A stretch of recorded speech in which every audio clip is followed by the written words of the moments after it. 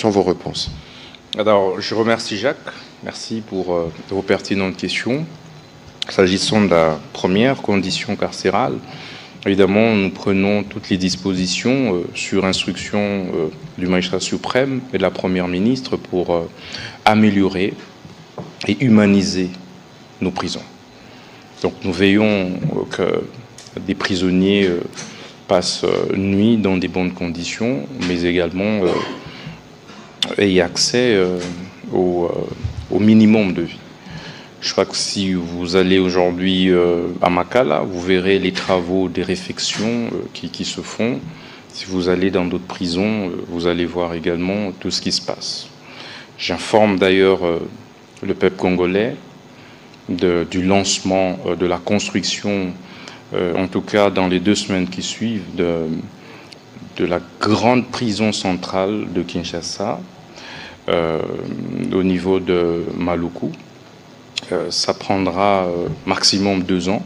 Ce sera une première pour un chef de l'État congolais, depuis 60, de pouvoir offrir aux Congolais une prison qui n'a jamais été construite. Toutes les prisons que nous les avons héritées de l'époque coloniale. Et ça aura une capacité de plus de 20 000 détenus. Je vous informe également qu'à Kisangani, on lance la construction d'une nouvelle grande prison d'une capacité des plus ou moins 10 000 détenus. Nous réhabilitons Osio, qui est toujours à la rive gauche des Kisangani. Nous construisons une nouvelle prison en Mbujimaï. Nous sommes en train de construire une nouvelle prison à Bukavu. À Goma, ça avait été fait, mais au niveau de Saké. Bref, nous travaillons pour pouvoir sensiblement améliorer les conditions carcérales de détenus. C'est des prisons de haute sécurité et je n'oublie pas la prison de Boulou à Likasi, sur laquelle nous travaillons déjà. Et donc nous avons opté pour l'approche PPP et ça avance plutôt bien. Et moratoire et tout, est une avancée la levée du moratoire. Mais écoutez, nous ne devrions pas tout mimer de l'Occident.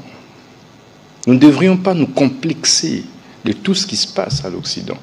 Lorsque la France lève ou supprime la peine de mort, nous aussi nous voulons supprimer. Aux abolitionnistes, aux rétentionnistes, nous sommes parfois dans des débats stériles qui ne répondent pas en réalité aux réalités socio-politico-sécuritaires du pays. Nous sommes un pays en guerre. Nous sommes un pays agressé par le Rwanda. Nous sommes un pays où nous avons des gens qui ont décidé de trahir le pays. Des gens qui ont occupé des grandes fonctions de responsabilité dans ce pays, qui ont décidé de servir la cause de l'ennemi. Face à cela, vous ne dites pas droit de l'homme. On ne lève pas, on ne supprime pas, on n'abolit pas la peine de mort pour faire plaisir aux ONGD des droits de l'homme. Mais c'est plutôt pour répondre aux impératifs de sécurité du pays. Le rôle de l'État, c'est de pouvoir garantir le minimum de sécurité possible à ses citoyens. Mais c'est cela la théorie des Léviathans, de Thomas Hobbes. Le peuple accepte de concéder sa souveraineté. Et l'obligation faite pour le souverain est de pouvoir assurer sa protection. C'est cela notre rôle. Mais si nous levons le moratoire sur la peine de mort, je ne pense pas que l'on puisse parler du recul. Recul par rapport à qui et par rapport à quoi? Aux États-Unis d'Amérique. Jusqu'aujourd'hui, on exécute la peine de mort. Dans plusieurs États fédérés des États-Unis. Est-ce pour autant qu'il n'y a pas de droit de l'homme aux États-Unis? C'est la première puissance mondiale. C'est la première puissance mondiale. C'est le premier pays de l'Occident. Mais pourquoi, quand il s'agit de la RDC, l'on doit chercher des problèmes? Pour rien. Nous devons nous assumer en tant que peuple, régler les problèmes de nos compatriotes, suivant nos réalités. Le phénomène Koulouna, mais c'était un phénomène réel. En Haïti, pour n'avoir pas pris des mesures drastiques de répression et de dissuasion, on en est arrivé là. C'est maintenant des forces de sécurité de l'étranger qui viennent pour pouvoir assurer la sécurité en pleine capitale d'Haïti. Et ça, nous n'accepterons pas. Nous n'allons pas accepter un seul instant que des règles de l'étranger, de l'extérieur, soient transposées chez nous sans, en réalité, tenir compte des us et coutumes, des réalités congolaises. Donc pour moi, je ne pense pas que l'on puisse parler d'avancée ou de recul. Il s'agit d'une mesure que le gouvernement avait prise pour pouvoir sécuriser, renforcer les mécanismes de sécurisation de notre peuple. Envisager d'autres peines. Écoutez, moi je suis ministre de la Justice et garde des Sceaux.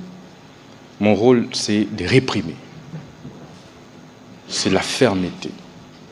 Déjà par mon attitude, il faut que l'on sente de la fermeté. D'autres mesures, évidemment, sont à envisager, mais aujourd'hui et maintenant, la loi telle qu'appliquée aujourd'hui me conditionne, m'oblige, moi, ministre de la Justice, à pouvoir le faire exécuter. Vous avez également posé la question des églises, etc. Sur la question, je vous rappelle qu'il y a eu États généraux de la justice qui sont clôturés les 16 novembre 2024. Il y a eu des recommandations. Et donc, nous sommes présentement à la phase de la rédaction de la feuille de route, d'exécution de ces recommandations. Et donc, de ce point de vue, vous pouvez prendre votre mal en patience. Tous les maux ont été diagnostiqués au niveau des cultes et associations. Et croyez-moi, nous allons assainir. Autant nous venons de lancer le travail des nettoyages au niveau de la sécurité urbaine, nous allons faire la même, des prisons, nous allons faire la même chose au niveau de cultes et associations. La même fermeté que vous nous avez reconnue au début, c'est la même fermeté qui demeure. Vous êtes heureusement sur les réseaux, vous pouvez interroger même votre TikTok maintenant. Vous verrez que le peuple congolais nous reconnaît la même fermeté. Merci. Voilà, Monsieur le ministre d'État, vous faites bien de rappeler le contexte dans lequel ce moratoire a été levé. Et je crois que, comme le ministre d'État l'a dit, chaque pays a son parcours. Nous faisons face à une guerre, à une agression. C'est une situation qui requiert de nous, comme gouvernement, une réponse appropriée. Mais cela ne dénature en rien nos engagements pour les droits de l'homme. J'étais à l'examen périodique universel à Genève. Je crois que nous avons reçu, en tout cas pour tout ce que nous avons fait comme progrès, d'ailleurs dans les secteurs de médias, dans les secteurs de PVH, dans les cadres du FONAREF, nous avons reçu beaucoup d'encouragement. Parce que la marche vers le respect absolu des droits de l'homme est une marche inachevée pour tous les pays du monde.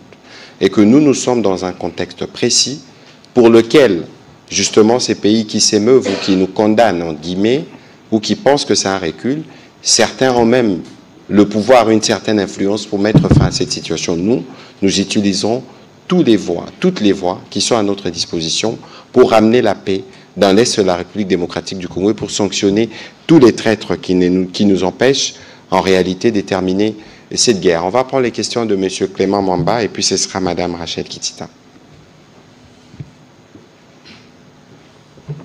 Bonsoir, Monsieur le ministre. Bonsoir, Clément. Ma préoccupation est celle de savoir les causes du banditisme urbain sont légion, notamment le chômage, le manque d'emploi et ainsi de suite. Quelles sont les mesures structurelles mises en place jusqu'à là par le gouvernement pour tenter de juguler les banditismes urbains? Et autre préoccupation, lors de la clôture de la session de septembre à l'Assemblée provinciale, le président avait plaidé pour l'humanisation de cette opération, notamment en ce qui concerne les cas des mineurs. Les dossiers des mineurs traînent au niveau des juridictions militaires et n'arrivent pas au niveau de leurs juges naturels, notamment les tribunaux d'enfants. Qu'est-ce qui bloque à ces niveaux par rapport aux mineurs? Et dernière question, à quand l'exécution de l'ordonnance portant mesures de grâce collective? Merci.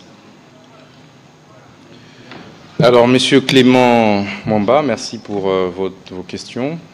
Je commence par la première, mécanisme pour juguler, mécanisme alternatif.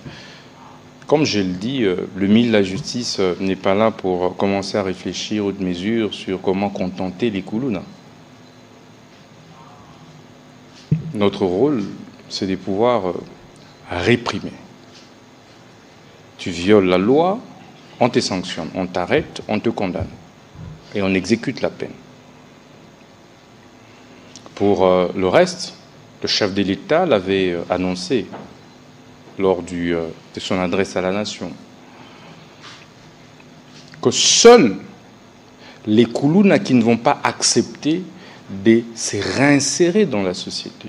Se dit qu'il y a des possibilités qui sont offertes aux uns et aux autres de pouvoir se réinsérer. Je vous donne le cas. Aujourd'hui, le gouvernement de la République, par entremise évidemment sur instruction du magistrat suprême, assure et garantit la gratuité de l'enseignement des bases.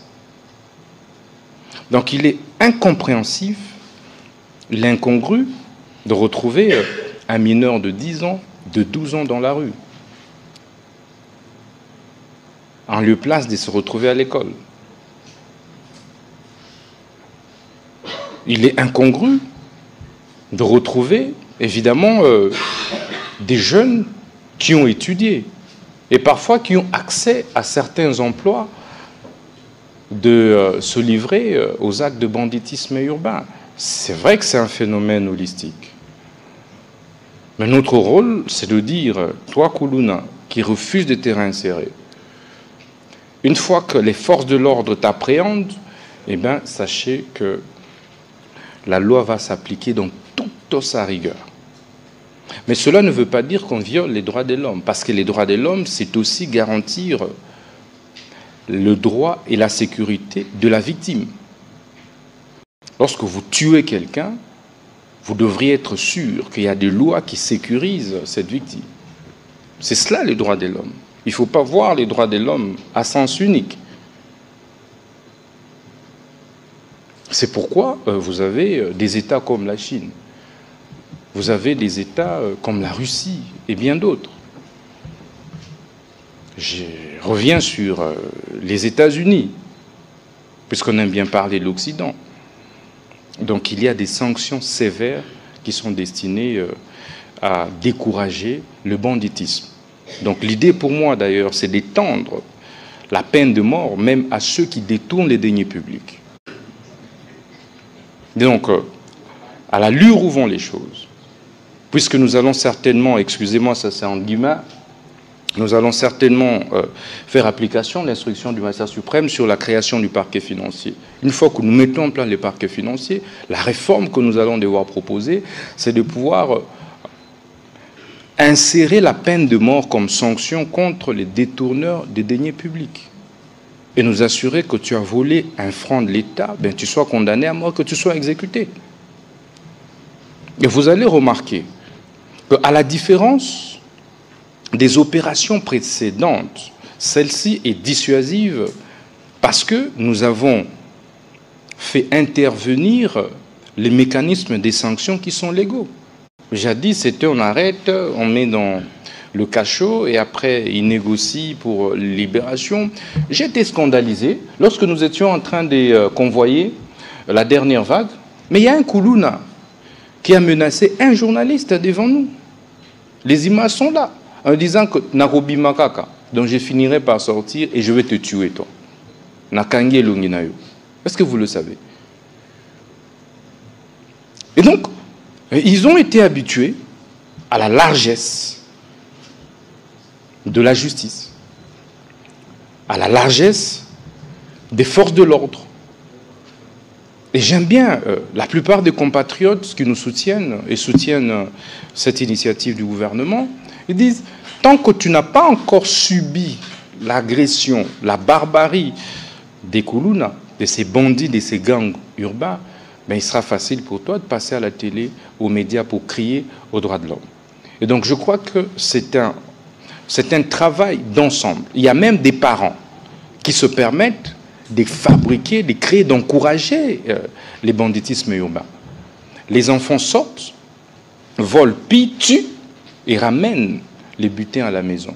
Et lorsqu'on les recherche, ils les cachent. Nous disons que même ceux-là seront désormais poursuivis pour complicité du banditisme urbain.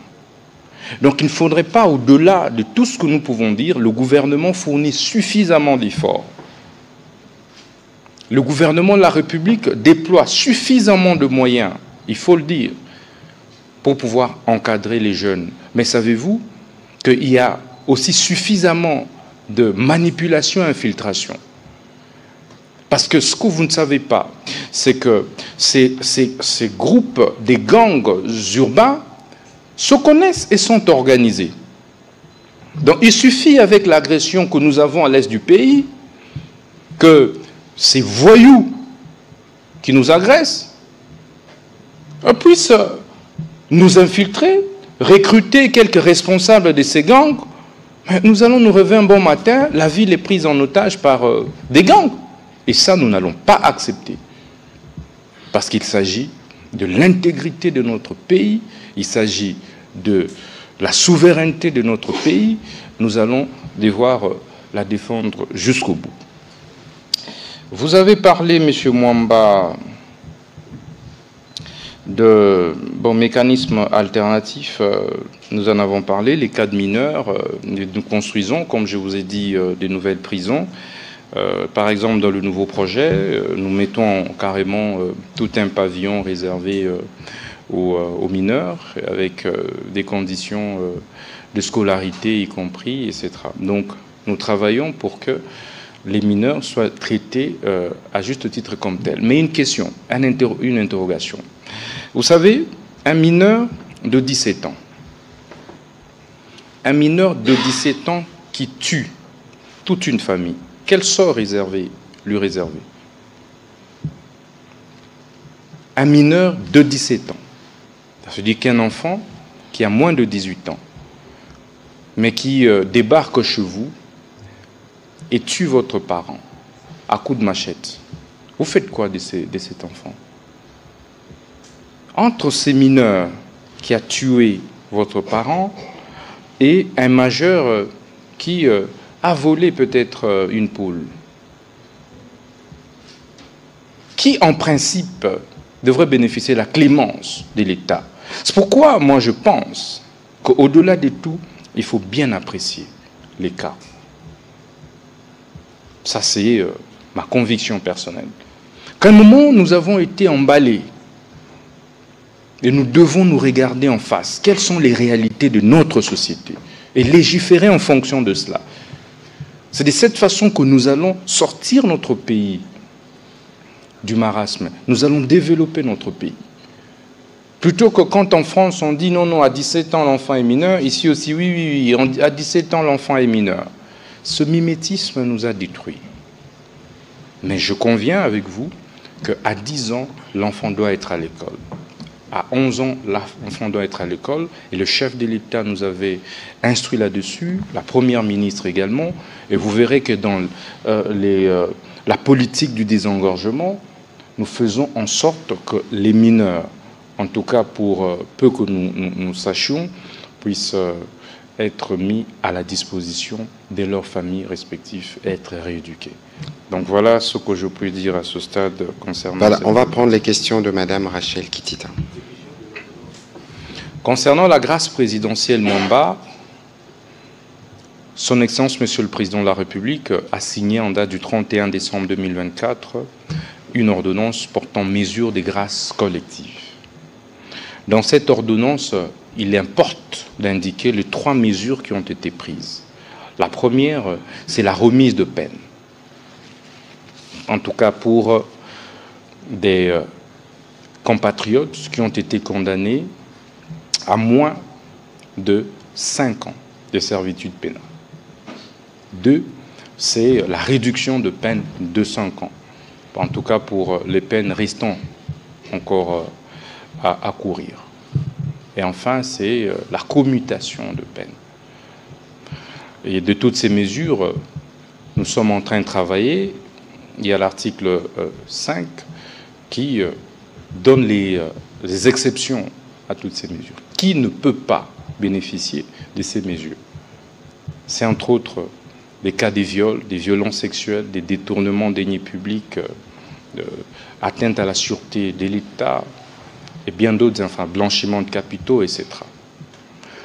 Maintenant, le ministre de la Justice, qui a été chargé par le magistrat suprême pour exécuter cette ordonnance, s'est immédiatement mis à travailler sur la problématique, sur l'exécution de cette ordonnance.